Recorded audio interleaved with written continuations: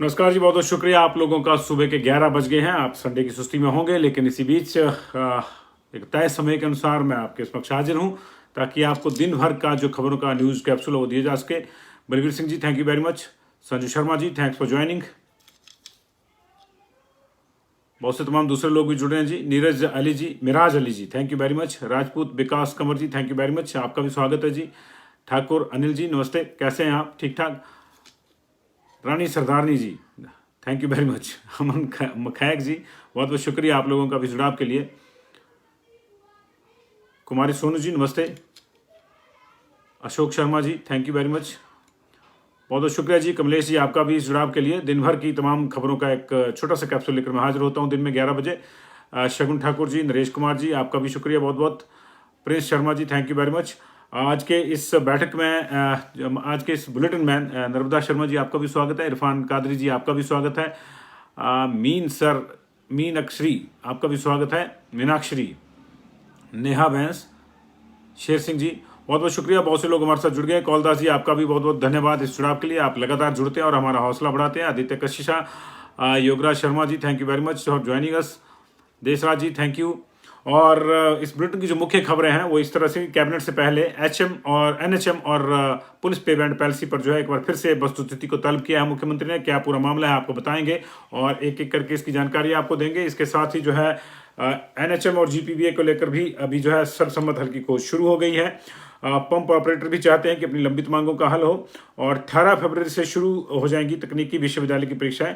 और ये मुख्य खबरें हैं। लेकिन इससे पहले सबसे जो कल एक दुखद खबर आई थी, अकाल अकेडमी बड़ू साहब के संस्थापक बाबा संत बाबा इकबाल सिंह जी का देहांत हो गया था। आज उनकी पार्थिव देह जो है वो पंच तत्वों में विलीन हो जाएगी। उन्हें पूरे सम्मान के साथ जो है आज इस नश्वर संसार से विदाई दी जाएगी। हमारी जो है श्रद्धांजलि उनको, हमारी संस्था की श्रद्धांजलि। और ऐसी शख्सियतें बार बार जो है धरती पर नहीं आती और ये बहुत बड़ा मानवता के लिए जो है एक बहुत बड़ा नुकसान है। कल कैबिनेट की बैठक है। आज मुख्यमंत्री अभी पंचकूला से लौट आएंगे। जो संगठन की परिवार की बैठक थी उसमें जो समीक्षाएं हुई थी उनको लेकर बहुत सी चीज़ें उसको लेकर थी। हमने कल कुछ चीज़ें साफ भी करी थी कि अभी कोई नहीं बदल रहा है, बदलेगा तो कोई संगठन से बदलेगा। लेकिन उसके तुरंत बाद आज मुख्यमंत्री जब शिमला आएंगे तो उन्होंने कल की जो कैबिनेट की प्रस्तावित बैठक है जिसमें लेकर कर्मचारियों को लेकर खासतौर से बहुत सी चीज़ें होनी है और कोविड को लेकर भी जो है फैसला कुछ होना है कि क्या हमको स्कूलों को जारी रखना है या बंद रखना है या अभी खोलना है, किस तरह से खोलना है। अगर खोलना है तो ये तमाम बैठकें होंगी। लेकिन कैबिनेट की बैठक से पहले मुख्यमंत्री ने स्वयं जो है एनएचएम और पुलिस पे बैंड पर जो है चीज़ों को स्पष्ट करने के लिए अफसरों को तलब किया है। उन्होंने कहा है कि हम नहीं चाहते कि सब कुछ करने के बाद कुछ कुछ रह जाए। जैसे कि पुलिस पे बैंड में अभी ये मांग उठकर आ रही है। पहले कर्मचारियों के जब मामले ही हल हुए थे, पे बैंड दिया था 2.25 और 2.59 का उनको जो है एक गुणक दिया था, उनको मल्टीप्लायर दिया था अपनी तनख्वाह सेटल करने के लिए। उसके बावजूद वो संतुष्ट नहीं थे तो तीसरे पे जो विकल्प है 15% का उसकी बात हुई। लेकिन संयुक्त कर्मचारी महासंघ जो है वो कह रहा है कि 15% से भी लाभ नहीं होगा। ऐसी स्थिति में अब मुख्यमंत्री ने तय किया है कि संयुक्त कर्मचारी महासंघ की जो मांग है उस पर भी ध्यान दिया जाए। वो मुख्यमंत्री उनको बुलाते हैं नहीं बुलाते हैं ये अलग बात है, लेकिन क्योंकि मुख्यमंत्री जिनको रिकॉग्नाइज करते हैं उनकी शायद संयुक्त कर्मचारी महासंघ से जो है कोई आपस में बनती नहीं है। लेकिन मामला क्योंकि कर्मचारियों का और मुख्यमंत्री नहीं चाहते कि कोई एक वर्ग भी जो है इन जो उनकी दी जो राहतें हैं उन राहतों से अछूता रह जाए या किसी के वेतन में विसंगतियां रह जाएं, इसलिए पूरा जो प्रयास है वो किया जा रहा है। और यही स्थिति है कि जो 25 जनवरी को जो सोलन में मुख्यमंत्री ने घोषणा की थी खासतौर से पुलिस बैंड को लेकर, एक तो तीसरे विकल्प को लेकर दी थी, तो वो क्या होगा क्या नहीं होगा ये भी जो है आज तय हो जाएगा। कल की मंत्रिमंडल की बैठक में शायद वो विकल्प या तो दे दिया जाएगा या तय कर दिया जाएगा क्या है, क्योंकि 15 फरवरी तक जो है डेट बढ़ा दी गई पे फिक्सेशन के लिए जो लोगों ने अपनी ऑप्शन देनी है उसको लेके। तो ये इस कैबिनेट में कल ये मामला हो जाएगा। लेकिन इसके अलावा एनएचएम के मामले को लेकर भी मुख्यमंत्री अब गंभीर हैं और जिस तरह से 3 दिन से एनएचएम के लोग जो हैं वो काले बिल्ले लगाकर अपना काम कर रहे थे, वो माननीय मुख्यमंत्री से मिले भी। माननीय मुख्यमंत्री ने हैरानी से पूछा कि आपको अब तक वार्ता के लिए क्यों नहीं बुलाया गया, तो उसके बाद ये चीजें जो है थोड़ी सी एक्सपीडाइट हुई हैं और अब उन्होंने इस पूरे मसौदे को तलब किया है कि क्या इनका मामला है, किस तरह इनको राहत दी जा सकती है। राहत का जहां तक सवाल है तो एनएचएम के तमाम कर्मचारी चाहते हैं कि उनको राहत सिर्फ एक ही है कि उनको जो है रेगुलराइजेशन पॉलिसी उनके लिए कोई बनाई जाए, क्योंकि वर्षों वर्षों से वो रेगुलर नहीं है। होता क्या है कि बीच में कभी उनका 1000 रुपये, कभी 1500, कभी 1200 बढ़ता है, लेकिन उसका कोई लाभ जो है उनको नहीं होता। ऐसी स्थिति में वो चाहते हैं कि उनके लिए कोई रेगुलर पॉलिसी बनाई जाए, और जब तक कोई रेगुलर पॉलिसी नहीं बनाई जाती तब तक रेगुलर तनख्वाह जो है उनको पेमेंट देने का कुछ ना कुछ प्रबंध इस तरह से किया जाए ताकि उनको लगे कि बाकियों के समकक्ष हैं, क्योंकि वो काम बाकियों के बराबर करते हैं, कम नहीं करते किससे। हम ये नहीं कह रहे कि बाकी काम नहीं करते या कम करते, लेकिन वो किसी से कम नहीं करते, वो सबसे के बराबर काम करते हैं। कई तमगे हिमाचल सरकार की छाती पे, हिमाचल सरकार की जो कंधे पे लगे हैं वो स्वास्थ्य सेवाओं को लेकर, वो उसमें इन NHM कर्मचारियों का जो है पूरा योगदान है। आपने देखा होगा कि बर्फबारी के दौरान, बारिश के दौरान, तमाम विषमताओं के दौरान जो है, कोविड के दौरान इन लोगों ने अपना काम जो है मुस्तैदी से किया। ऐसे में चाहते हैं कि उनको जो उनका हक है वो भी मिले। हक पुलिस वाले भी मांग रहे हैं, क्योंकि आधा अधूरा हक जो है उस घोषणा के बाद मिला, और कई जो इफ्स एंड बट्स हैं उस 25 तारीख की घोषणा के बाद खड़े हो गए। क्योंकि खास तौर से पहले मुख्यमंत्री ने जो पहली लाइनें कही थी कि मैं चाहता हूं कि बाकी कर्मचारियों के बराबर हैं, वहां तक मामला ठीक था। बाद में जो उदाहरण आया, जो उन्होंने पढ़ के सुनाया, वो उदाहरण शायद कहीं ना कहीं जो है ठीक नहीं बैठा। और उसके बाद क्या हुआ कि 2015-16 वाले तो क्लियर हो गए पुलिस के जवान, लेकिन 2000 से ज्यादा ऐसे जवान जो 17 ज्वाइनिंग 18 और 19 के बैच के थे, क्योंकि 20 का बैच तो बैठा नहीं, उनके लिए अभी भी दिक्कतें हैं। उनको नहीं लग रहा कि उनको कोई लाभ मिलेगा। उनको लगता है कि अगर अभी उनको भी इसमें इंक्लूड नहीं किया गया तो फिर पूरी उम्र के लिए वो 10 से 12 हज़ार जो है नीचे अपने से ही 1 साल सीनियर जो लोग हैं उनसे 10 से 12 हज़ार का उनका फर्क पड़ जाएगा। तो इतना ज़्यादा फर्क बहुत ज़्यादा होता है, और मुख्यमंत्री के भी ध्यान में है, और मुख्यमंत्री जो है इसको भी क्लियर करना चाहते हैं। इसी प्रकार जो है पंचायत पशु चिकित्सा सहायक जो है वो भी अपनी मांग को लेकर मुखर है।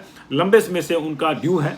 उन्होंने जो 507 लोग हैं उनको अगस्त में उन्होंने अपना जो अनुबंध पीरियड था वो भी पूरा कर लिया था, लेकिन वो बच कैसे गए रेगुलर होने से, वो कैसे छूट गए, ये कोई तकनीकी खामी जो है अधिकारियों के स्तर की है, तो आला अधिकारियों के स्तर की है, जिसको दूर किया जाना है। मुख्यमंत्री चाहते हैं कि इनको भी, क्योंकि सरकार ने कहा था कि उनको कॉन्ट्रैक्ट पे लिया जाएगा, उनको लिया गया, और उस समय की पॉलिसी के मुताबिक उनको कॉन्ट्रैक्ट पे 3 साल हो गए हैं। अब की पॉलिसी है कि 2 साल के बाद ये आपने रेगुलर करना है। तो अगर उस समय की पॉलिसी के लिहाज से भी देखें तो ये 507 लोग जो GPBA जिनको हम कहते हैं ग्राम पंचायत वेटनरी असिस्टेंट, वो 2 साल से ज़्यादा समय पूरा कर चुके हैं। इनको अगस्त में हो गया था, अगस्त के बाद सितंबर, अक्टूबर, नवंबर, दिसंबर, जनवरी, तो ये लगभग जो है 2 साल 5 महीने 5 महीने 3 साल वाला भी एक्स्ट्रा कर चुके हैं। और अगर 2 साल से आप लेंगे तो 1 साल 5 महीने का ये कार्यकाल हो गया। तो ये 3 साल वाली भी जो अर्हताएं हैं, जो एलिजिबिलिटी है, उसको पूरा कर चुके हैं, और ये चाहते हैं कि इनका मामला जो है कल कैबिनेट में डिस्कस हो। मुख्यमंत्री भी चाहते हैं, हालांकि कल ये सुबह फिर कैबिनेट से पहले जो है माननीय मुख्यमंत्री से मिलेंगे, इन्होंने समय लिया इनके संघ ने, और हमारी शुभकामनाएं, इनका काम हो जाना चाहिए, हम भी यही चाह रहे हैं। और इसी बीच जो है पंप ऑपरेटर जो है वो भी चाहते हैं कि उनका जो काम है वो भी जो है सरकार के ध्यान में आए, क्योंकि उनके लिए भी कोई नीति नहीं है। और बहुत से जो लोग हैं वो इस उम्मीद में हैं कि ये सरकार उनकी ओर भी देखेगी। तो पंप ऑपरेटर संघ ने भी आज जो है जो संयुक्त कर्मचारी महासंघ है उसमें जाने का फैसला किया। 3000 के आसपास इनकी नफरी है टोटल प्रदेश में, और ये चाहते हैं कि इनके लिए भी जो है कोई स्पेसिफिक नीति बने, ताकि इनको पता हो कि इनको कब रेगुलर होना है, क्या मिलना है, क्या नहीं मिलना। अभी तो जो आई चलाई है, जैसे जल रक्षकों का मुद्दा कल हमने उठाया था, उनके साथ भी स्थिति यही है। 9000 के आसपास लोग हैं, लेकिन 3600 रुपये के ऊपर रखा हुआ है, यानी 120 रुपये पर डे के हिसाब से दिहाड़ी मिलती है। काम उनको पूरा दिन ही करना पड़ता है, यहाँ तक कि जब पानी के बिल आते हैं तो उनको भी वही डिस्ट्रीब्यूट करते हैं। तो पूरे दिन का काम है, ना कहीं जा सकते हैं, ना कहीं दूसरा को काम वो कर सकते हैं, और इस काम में उनका गुजारा नहीं हो रहा। और अंडरस्टूड सी बात है, अगर 120 रुपये दिहाड़ी किसी को मिल रही है तो किसी का गुजारा नहीं होगा, इसलिए उनकी भी हमने मांग उठाई थी। तो ये मांगे भी जो है कैबिनेट के ध्यान में आनी चाहिए, और संयुक्त कर्मचारी महासंघ जो है इनकी मांग जो पंप ऑपरेटरों की वो भी लाएगा, और जल रक्षक भी शायद जुड़ जाए, क्योंकि संयुक्त कर्मचारी महासंघ में अब पहले 25 फिर 10 और जुड़े थे, 35 अब 36 संगठन जो है वो हो गए हैं। ऐसी स्थिति में हमारी भी सरकार से आग्रह है कि जिन लोगों को आपने कर्मचारी महासंघ के तौर पर मान्यता दी है वो ठीक है, कोई प्रॉब्लम नहीं है, ऐसा हम नहीं कह रहे कि किसी को रिप्रेजेंट नहीं करते, वो भी बहुत से बड़े वर्ग को रिप्रेजेंट करते होंगे। लेकिन इसके बावजूद यदि 35 के आसपास संघ जो है वो अलग से संघ बना रहे हैं तो कहीं ना कहीं कोई कमी है, और उसी कमी को दूर करना जो है शासन का काम है। शासक के लिए सब समान होते हैं, सम्राट के लिए सभी एक समान होते हैं। वो तमाम अपनी जो रियाया है, तमाम जो उसकी जनता है उसको एक नज़र से देखे, तभी जो है चीज़ें रहती हैं। तो ये मुख्य खबरें जो थी उसकी आज की थी। और बाकी खबरों की अगर हम बात करें तो ये मंत्रिमंडल की बैठक को लेकर जो कवायद हो रही थी उसकी बात कर रहे थे। इसके बाद तकनीकी विश्वविद्यालय की परीक्षाएं जो है 18 फरवरी से शुरू हो जाएंगी। इसमें सभी प्रकार के जो उनके कोर्सेज हैं, बी टेक, बी फार्मेसी जो है, और उसके अलावा अन्य जो स्नातक कोर्स और स्नातकोत्तर कोर्स है, उनकी परीक्षाएं शुरू हो जाएंगी।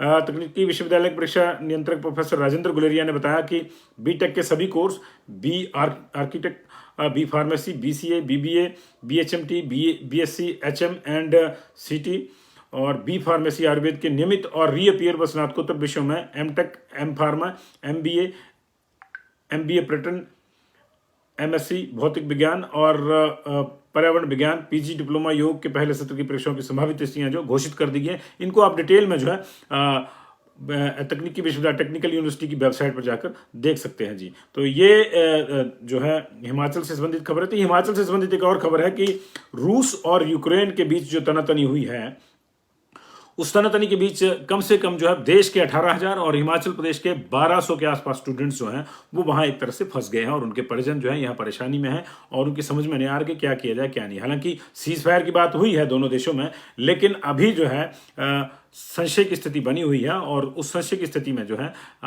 हजारों पेरेंट्स जो है यहाँ टेंशन में है और लगभग 18,000 स्टूडेंट्स जो है ओवरऑल इंडिया से जो है वहाँ पे या तो मेडिकल कॉलेजेस में है या इंजीनियरिंग की पढ़ाई हुई है वहाँ पे कर रहे हैं। तो उनको लेकर जो है वहाँ की जो दूतावास है भारत का, वहाँ ने जो है यूक्रेन और भारत के पते समेत जो है कुछ और जानकारी मांगी है। उसके बाद देखते हैं कि क्या करना क्या नहीं करना, उनको इवैक्यूएट करना क्या नहीं, लेकिन भारत सरकार की इस पर नज़र है, भारत सरकार ने ऐसा कहा है। बाकी खबरों की अगर बात करें तो आज प्रधानमंत्री नरेंद्र मोदी जो है मन की बात करेंगे 11:30 बजे। ये पहली बार है कि आधा घंटा ये कार्यक्रम जो है लेट शुरू होगा। उधर बजट सत्र से पहले लोकसभा अध्यक्ष ओम बिरला जो है उन्होंने अभी आज सभी दलों की बैठक बुलाई है। 1 तारीख को बजट पेश होगा जी। आज राष्ट्रपिता महात्मा गांधी की पुण्यतिथि भी है, देश भर में कार्यक्रम हो रहे हैं, शिमला में भी कार्यक्रम होगा जिसमें मुख्यमंत्री स्वयं जो है श्रद्धांजलि अर्पित करेंगे राष्ट्रपिता को। और इसके अलावा अगर बात करें तो बांग्लादेश को 5 विकेट से हराकर भारत की अंडर 19 वर्ल्ड कप की जो टीम है वो सेमीफाइनल में पहुंच गई है और भारतीय टीम 10वीं बार इस टूर्नामेंट के अंतिम 4 में यानी सेमीफाइनल में पहुंची है। पहले बल्लेबाजी करते हुए बांग्लादेश की टीम 37.1 ओवर में निपट गई। उन्होंने सिर्फ 111 रनों का मामूली टारगेट दिया और जिसे भारत ने बड़ी आसानी से जो है वो पूरा कर लिया। मैन ऑफ द मैच चुने गए रवि कुमार ने सबसे ज़्यादा 3 विकेट लिए और भारत ने जो है 30.5 ओवर में 5 विकेट खोकर ये लक्ष्य हासिल कर लिया। ओपनर अंगकृष रघुवंशी ने सबसे ज़्यादा 44 रन बनाया जी। ये थी क्रिकेट के हालात। देश में शनिवार को 2,34,000 नए कोविड पॉजिटिव केसेज आए हैं और लगातार 9वें दिन जो है ये संख्या कम हुई है, लेकिन मौतों की संख्या जो बढ़ गई है 893 डेथ्स हुई है, जबकि पिछले कल जो है वो जो है 881 डेथ हुई थी पिछले कल। और अभी जो 24 घंटे का जो डाटा आया है शनिवार का उसमें 893 लोगों की डेथ हुई है। तो 9 दिन से केसों में जो है लगातार गिरावट है। तीसरी लहर के दौरान 20 जनवरी को सबसे ज़्यादा 3,47,000 केस मिले थे और तब से थोड़ा सा अब कमी आ रही है। इस समय जो एक्टिव केसेज हैं वो 18 लाख के आसपास, 18,77,000, आप 19 लाख इसको राउंड फिगर में मान सकते हैं। ये कम हो रहे हैं लगातार इस वक्त हैं ये। और हिमाचल प्रदेश की बात करें तो कल 1834 नए केसेस आए थे, 2005 लोग रिकवर हुए थे, 8 लोगों की डेथ हो गई थी और कुल मिला के हमारा जो एक्टिव केसेस का नंबर है 9,453 है, जो 11 बजे का अगर आज का संडे की वजह है, संडे की वजह से अपडेट नहीं आया तो फिर 2 बजे आएगा। तो उस अपडेट में कुछ और लोग रिकवर हो गए होंगे और संभवतः आज भी 1,500 से 2,000 के बीच की रिकवरी हम लोग एक्सपेक्ट कर रहे हैं। तो ये और डाउन चलेगा। यही वजह है कि अब इस बात को लेकर जो है चर्चा शुरू हो गई है कि हिमाचल प्रदेश में बच्चों के स्कूल जो है वो खुलने चाहिए नहीं खुलने चाहिए। इसमें कोई दो राय नहीं है कि स्कूल निश्चित तौर से खुलने चाहिए, लेकिन 3 जो बड़े बड़े प्रोजेक्ट माफ कीजिएगा प्रपोजल हैं वो सरकार के पास आए हैं। उसके अपने अपने तर्क हैं सबके और मंत्रिमंडल कल इस पर विचार करेगा और उसको जो सही लगेगा मंत्रिमंडल को और सरकार को उस हिसाब से जो है वो फैसला लिया जाएगा कल और इस पर फैसला जरूर होगा कल और स्कूल जल्दी खुलेंगे ये भी संभावना है। हो सकता है 1 तारीख से ही खुल जाए क्योंकि कल 31 है तो हो सकता है पहले से ही खुल जाए। स्कूलों को तैयार रहने के लिए कहा गया है, स्कूल ऑलरेडी तैयार है क्योंकि स्टाफ उनका टीचिंग नॉन टीचिंग स्टाफ जो है वो बीच बीच में आ रहा है और तमाम प्रबंध जो है उस तरह से किए गए हैं। लेकिन जो हेल्थ डिपार्टमेंट की जो प्रेजेंटेशन है उस पर बहुत कुछ डिपेंड करता है कि हमको क्या करना है क्या नहीं। बाजारों की बंदिशें आज से खत्म हो रही हैं, सब जगह ही खत्म हो गई। ऊना में तो कल बकायदा इसकी अधिसूचना भी होगी कि अब बंदिश नहीं है वो जो सुबह था कि 6 बजे से लेकर शाम के 6 बजे तक खोलने हैं, वो बंदिश नहीं है। संडे की कोई, सैटरडे की क्लोज की कोई बंदिश नहीं है। अपने जो व्यापार मंडलों के फैसले हैं, अगर संडे को बंद रखते हैं तो उसके हिसाब से वो कैरी ऑन कर सकते हैं, लेकिन अभी सरकार की ओर से कोई बंदिश नहीं है। और ये बंदिश है क्योंकि 31 तक लगी थी, तो कल इनको रेक्टिफाई होना है। तो मुझे नहीं लगता कि अब कल से ये बंदिशें रहेंगी जिस तरह से माहौल है, और इसी माहौल में हमको चलना होगा, हमको सीखना होगा इससे चलना। तो अभी क्या है कि नाइट कर्फ्यू लिफ्ट हो सकता है, इसकी पूरी संभावना है। इसके अलावा बाजारों की बंदिशें खत्म हो सकती हैं, और 50% वाला जो फंडा है गवर्नमेंट के इसमें, और यह 5 डे वीक है, ये भी खत्म हो सकता है। या तो 5 डे वीक तो माना जा रहा है कि खत्म होगा ही होगा, लेकिन 50% की हाजिरी जो है वो भी खत्म हो सकती है, क्योंकि अब तो दिल्ली में भी जो वर्क फ्रॉम होम था टोटली, वो भी 50% पे चला गया है। बहुत से राज्यों में स्कूल खुल रहे हैं। हरियाणा में 1 तारीख से खुल जाएंगे, राजस्थान में 1 तारीख से चरणबद्ध से खुल जाएंगे, और जो 1 से 9वीं तक के हैं वो 10 तारीख से खुलेंगे। उधर त्रिपुरा में भी स्कूल खुल रहे हैं, बाकी कर्नाटक में भी स्कूल खुल रहे हैं जहां बहुत ज़्यादा केसेस थे। ऐसी स्थिति में हिमाचल प्रदेश में फैसला होना है, लेकिन 3 मुख्य रूप से जो फॉर्मूले हैं वो दिए गए हैं। पहला फॉर्मूला तो ये है कि अभी जो है 9वीं 10वीं 11वीं 12वीं के स्कूल ही खोले जाएं, पहला फार्मूला ये है। और दूसरा फार्मूला ये है कि 1 से 8वीं की कक्षा जो है वो अभी ऑनलाइन लगती रहें। और तीसरा फार्मूला ये है कि क्योंकि एक राउंड जो है वैक्सीनेशन का पूरा हो चुका है तमाम बच्चों का, 15 से जो 17 वाले हैं उनका, और यही 9वीं 10वीं 11वीं 12वीं में आते हैं बच्चे मैक्सिमम में, तो दूसरे राउंड के लिए 7 ही दिन लगेंगे, क्योंकि 28 दिन के बाद होना, कोवैक्सीन है तो 28 दिन के बाद होना। ये राउंड जो है 31 तारीख से, टेक्निकली कल से ही शुरू होना है। हालांकि इसकी सूचना नहीं आई अभी कि कल से लगेगा, यानी कल तो खैर कल से लगेगा या परसों से लगेगा, लेकिन कल से एलिजिबिलिटी है। अगर अवेलेबिलिटी है वैक्सीनेशन की, तो टेक्निकली जहां जहां 3 तारीख को सेशन हुए थे वहां वहां उन स्कूलों में कल जो है वो सेशन होने चाहिए। होंगे या नहीं होंगे इसका भी कोई सूचना जो आधिकारिक रूप से स्वास्थ्य विभाग से नहीं आई है। शायद स्वास्थ्य विभाग संडे मना रहा है, नहीं भी मना रहा होगा तो शाम तक वो सूचना जरूर देगा। इसके बाद हमें इसका पूरा भरोसा है। लेकिन यही फॉर्मूला है तीसरा भी, कि 7 दिन और रुक लिया जाए। उसकी वजह है क्योंकि अगर ये दूसरा राउंड ऑफ वैक्सीनेशन बच्चों का होता है 15 से 17 वाला, तो उसमें बात वहीं पे आ जाएगी, जहां जहां लगेंगे वहां वहां बच्चे 1 या 2 दिन के लिए स्कूल नहीं आएंगे आफ्टर वैक्सीनेशन, आफ्टर इम्यूनाइजेशन।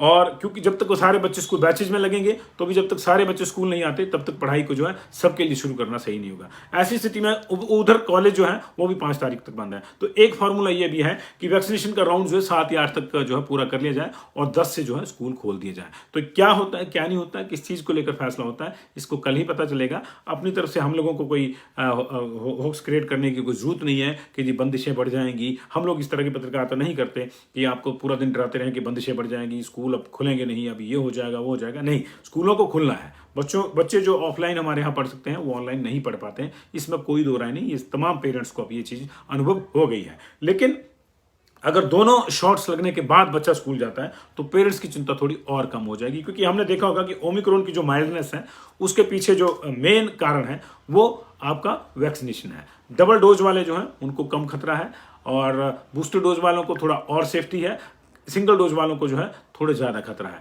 तो ये आपने इन चीज़ों को देखा होगा। ऐसा नहीं कि ओमिक्रॉन जो है फैटल नहीं है। जिनको कोमॉर्बिडिटी वालों को ये पकड़ रहा है, आपने देखा डेथ का नंबर बढ़ा हुआ है। पूरी दुनिया में, अमेरिका में 2500 से ज़्यादा डेथ हुई हैं पिछले 24 घंटे में, और भारत का मैंने आपको बता दिया आंकड़ा 800 से ऊपर है, 871 के आसपास है, और दूसरे नंबर पे भारत ही है पूरी दुनिया में डेथ के मामले में। तो ये थोड़ी चिंता है। हिमाचल प्रदेश की बात करें तो लगातार हमारे पास जो 13 दिन में 94 डेथ, 7 से ऊपर का एवरेज चल रहा है। 13 दिन में 94 डेथ हो गई है। पिछले कल भी 8 डेथ हुई है, और ये पिछले 10-12 दिन से जो है 15 और 16 को 2-2 डेथ हुई थी। इनफैक्ट 16 तारीख के बाद लगातार जो है ये 6-7, 8, 9, एक बीच में एक दिन 11 डेथ भी हुई हैं। तो ये तमाम चीज़ें हैं। आप देखिए क्या बनता है क्या नहीं बनता है। आज तो वैसे छुट्टी है, लेकिन मुख्यमंत्री पंचकूला से लौटेंगे बैठक के बाद, तो उन्होंने इन चीज़ों पर मन बनाया हुआ है कि कल कैबिनेट में जाने से पहले इन चीज़ों पर जो है एक बार अधिकारियों से फीडबैक ले लें। तो बहुत बहुत शुक्रिया जी, thank you very much. Anav जी आपका भी, विकास सस्पैया जी आपका भी, प्रवीण मित्र जी आपका भी,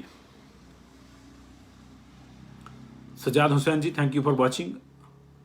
गुमाचंद जी, हाई पावर कमेटी की मीटिंग कब तक है? किस चीज़ की हाई पावर कमेटी आप पूछ रहे हैं, ये देखना होगा जी। कई कमेटियां हैं। Justice for NHM ji, Darshan Malviya ji thank you very much for watching.